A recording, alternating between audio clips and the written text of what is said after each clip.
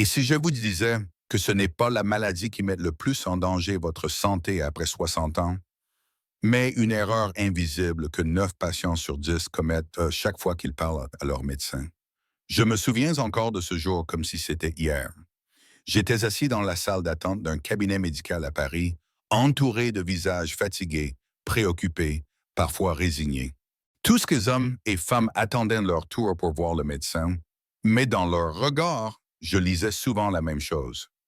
Une certaine gêne, une hésitation à dire ce qu'ils ressentaient vraiment. Ce fut à ce moment précis que j'ai compris une vérité choquante, une vérité dont presque personne ne parle. Parfois, ce n'est pas la maladie elle-même qui empêche le bon traitement, mais la manière dont nous, patients, parlons à notre médecin. Vous trouvez cela étrange? Et pourtant, j'ai vu trop de consultations où le patient ressortait sans réponse claire, non pas parce que le médecin manquait de compétences, mais parce que les mots, les gestes, le ton utilisé avaient brouillé le message. Un mal de poitrine réduit à un simple « ce n'est rien », une fatigue extrême décrite comme « je suis juste un peu vieux », et voilà qu'une alerte cardiaque ou une maladie grave passait inaperçue. Imaginez un instant, votre santé, votre avenir, suspendu à une phrase que vous n'avez pas osé dire, ou pire, à un silence que vous avez préféré garder. C'est cela le problème invisible. Nous pensons bien faire, nous croyons être polis, discrets, respectueux du temps du médecin, mais en réalité, nous construisons une barrière silencieuse qui empêche le professionnel de comprendre l'ensemble du tableau. J'ai vu des vies bouleversées par ce simple décalage entre ce que le patient ressent et ce que le médecin entend. Et je suis convaincu d'une chose. En changeant la façon dont nous communiquons, nous pouvons changer radicalement notre santé. Alors, dans cette vidéo, je veux vous emmener dans un voyage différent. Nous n'allons pas parler de médicaments compliqués, ni de machines sophistiquées, mais de vous, de vos mots, de vos habitudes de communication. Car parfois, un mot oublié peut valoir plus qu'un traitement manqué. Je vais vous révéler 5 erreurs très courantes que j'ai observées chez les seniors en consultation. 5 erreurs qui paraissent insignifiantes, mais qui peuvent retarder un diagnostic, compliquer un traitement ou même mettre votre vie en danger. Et surtout, je vais vous montrer comment les éviter facilement dès votre prochain rendez-vous médical. Restez bien avec moi jusqu'au bout, car le dernier point est sans doute le plus surprenant. C'est une erreur que même les patients les plus attentifs commettent sans s'en rendre compte. Et lorsque vous la découvrirez, je suis sûr que vous vous reconnaîtrez et que vous saurez comment transformer vos prochaines visites médicales en un véritable partenariat avec votre médecin. Avant de commencer, je vous invite à soutenir cette chaîne. Abonnez-vous dès maintenant et activez la cloche. C'est grâce à vous, à votre soutien, que nous pouvons continuer à partager des conseils pratiques, humains et utiles pour améliorer votre santé et votre qualité de vie. Chaque abonnement est une motivation supplémentaire pour vous offrir encore plus de contenu de valeur. Maintenant, laissez-moi vous poser une question simple et je veux que vous répondiez honnêtement dans les commentaires. Lorsque vous allez chez le médecin, A. Vous débitez toujours exactement ce que vous ressentez avec tous les détails, même si cela semble insignifiant. B. Vous minimisez souvent vos symptômes ou vous oubliez certains détails en pensant que ce n'est pas important. Écrivez A ou B dans les commentaires. Votre réponse peut inspirer d'autres personnes à réfléchir à leur manière de communiquer avec leur médecin. Et surtout, elle peut être le début d'un vrai changement pour vous-même. Je me rappelle d'une scène qui m'a profondément marqué. C'était un après-midi d'hiver. J'accompagnais mon oncle Pierre à une consultation chez son cardiologue. Depuis plusieurs semaines, il me confiait qu'il ressentait une douleur sourde à la poitrine lorsqu'il montait les escaliers. Rien de brutal, disait-il, juste une gêne. Mais arrivé devant le médecin, lorsqu'on lui demanda s'il avait remarqué des symptômes particuliers, il répondit calmement. Non, tout va bien, je me fatigue un peu, mais c'est normal à mon âge. Ce mensonge inconscient dicté par la peur de déranger faillit lui coûter très cher.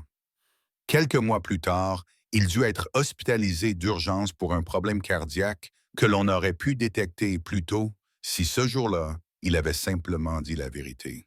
C'est là que j'ai compris combien nous, Seigneur, avons tendance à minimiser nos mots.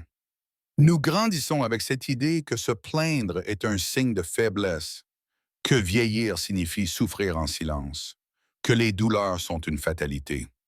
Alors nous taisons, nous réduisons, nous effaçons nos sensations. Mais le corps, lui, n'oublie pas. Et chaque mot que nous retenons devient un obstacle entre nous et le bon diagnostic. J'ai moi-même commis cette erreur. Un jour, j'ai ressenti une fatigue inhabituelle, comme une chape de plomb qui m'écrasait dès le matin. J'avais du mal à marcher plus de 10 minutes sans m'essouffler.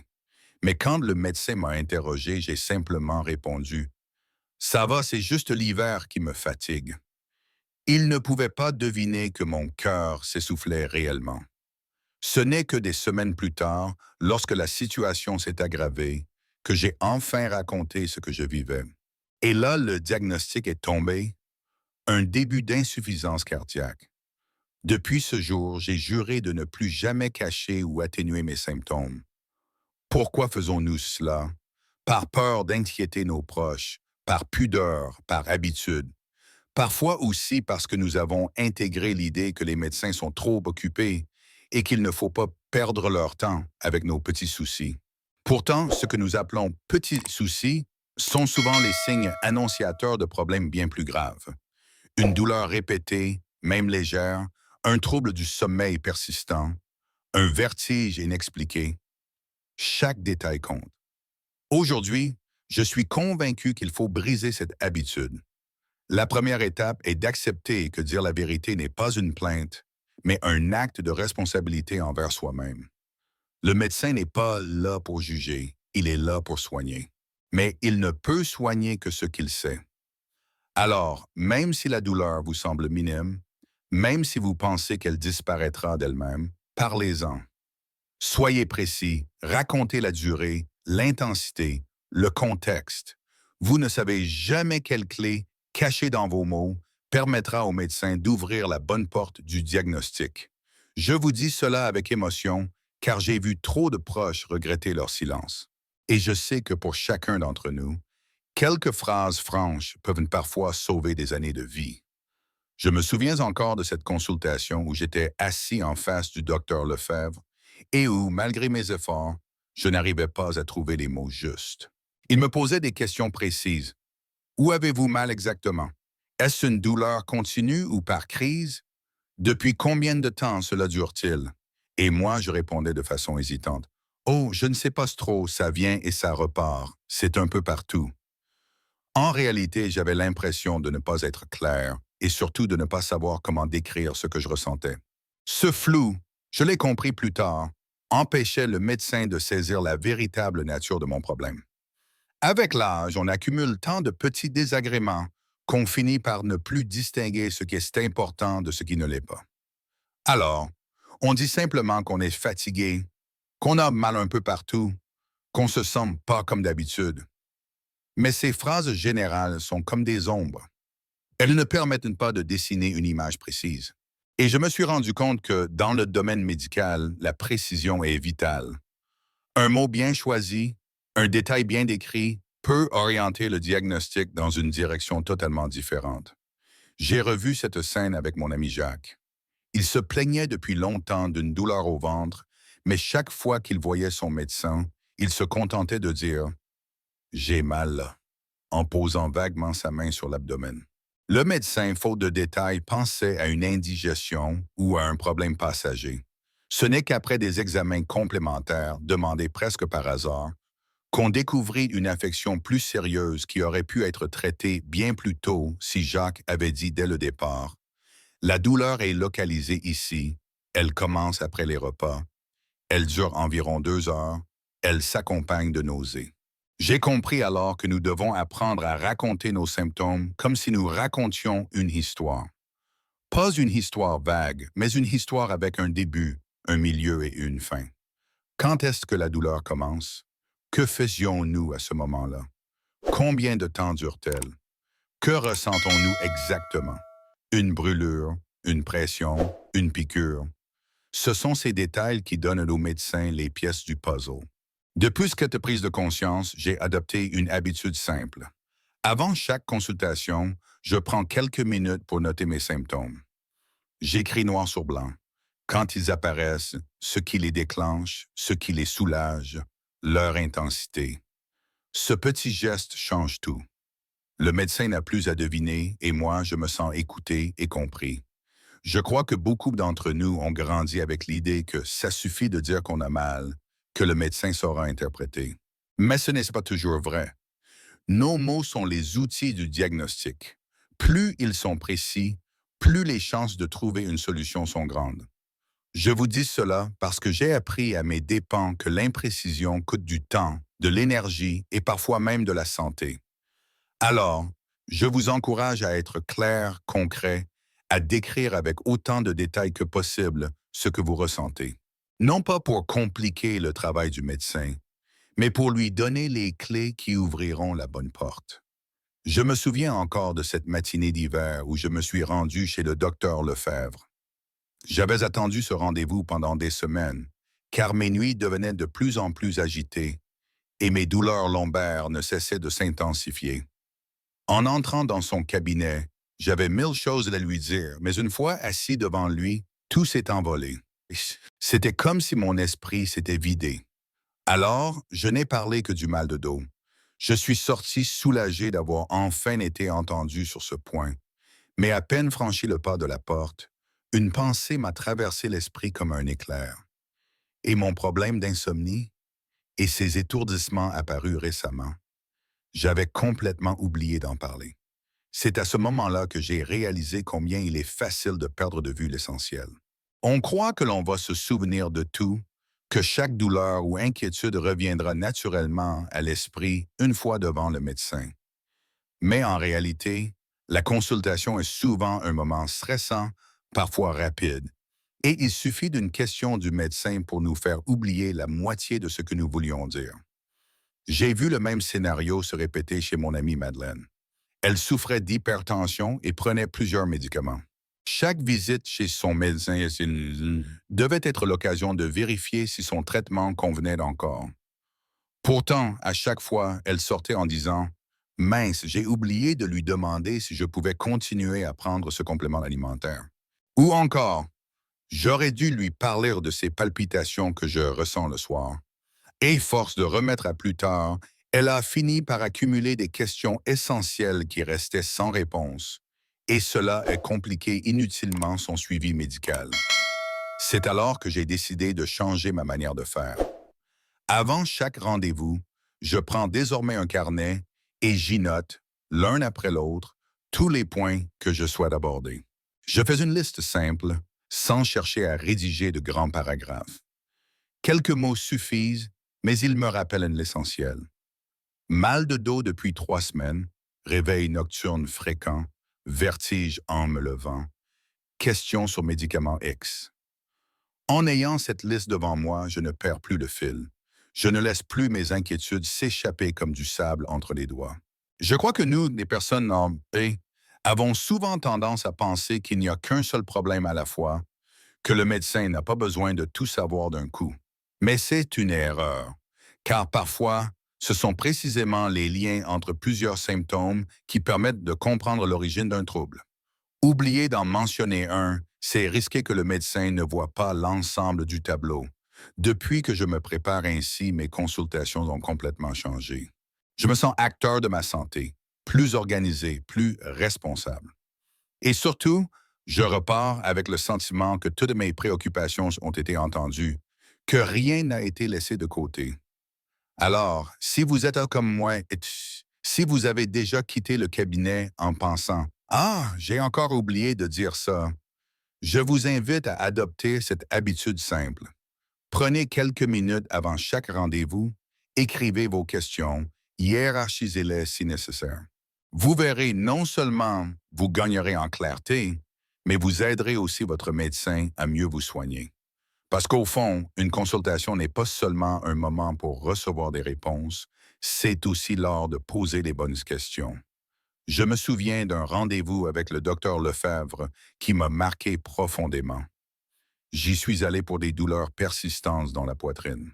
Et ce que je n'ai pas dit tout de suite, c'est que j'avais commencé un nouveau traitement pour l'hypertension une semaine auparavant. J'ai pensé que ce détail figurait déjà dans mon dossier, que le médecin le verrait forcément. Alors, je n'ai rien mentionné. Mais en sortant de la consultation, une idée m'a glacé le sang. Et si mes douleurs étaient liées à ce nouveau médicament? J'avais supposé que le docteur s'en souviendrait, mais comment pouvait-il deviner sans que je lui en parle clairement? C'est ce jour-là que j'ai compris que mon silence aurait pu me coûter très cher. Je me suis dit alors que malgré la confiance que nous portons aux médecins, nous restons les premiers gardiens de notre santé. Aucun professionnel ne peut se rappeler de chaque détail parmi des centaines de patients vus chaque semaine. Et même avec les dossiers informatisés, il y a des informations qui échappent, hein, des liens qui ne se font pas si le patient lui-même ne les met pas en lumière. Depuis ce jour, avant chaque rendez-vous, j'ai pris l'habitude d'écrire une petite mise à jour. Les nouveaux médicaments que je prends, les effets secondaires ressentis, les changements dans mon sommeil ou mon alimentation. De simples phrases notées dans un carnet suffisent à éclairer le médecin et à orienter l'échange dans la bonne direction. Mais il y a une autre erreur que j'ai commise trop souvent. Parler sans fin, m'éparpiller, raconter des détails qui n'avaient rien à voir avec mon problème principal.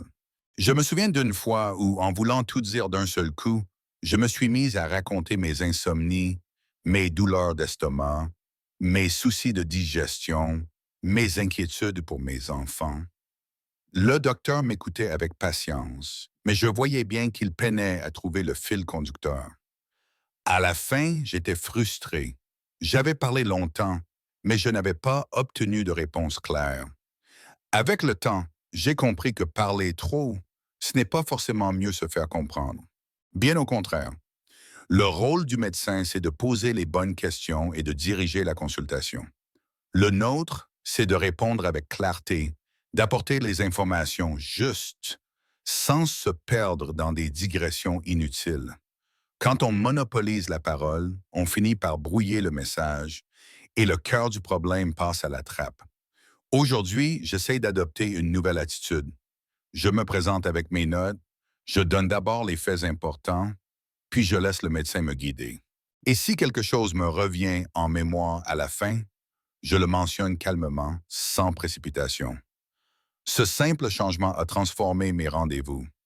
Je ressors avec l'impression que chaque minute a été utile, que mes préoccupations y ont trouvé une écoute et que le médecin a pu faire son travail dans les meilleures conditions. Je crois sincèrement que nous, les seniors, avons besoin de réapprendre cet art du dialogue médical. Ni trop peu, ni trop, ni silence coupable, ni bavardage désordonné. Juste un échange équilibré, clair, respectueux. Parce que chaque mot compte quand il s'agit de santé et qu'en apprenant à mieux parler avec notre médecin, nous nous donnons une chance de vivre plus longtemps et surtout de vivre mieux. En repensant à toutes ces expériences, je comprends une chose essentielle.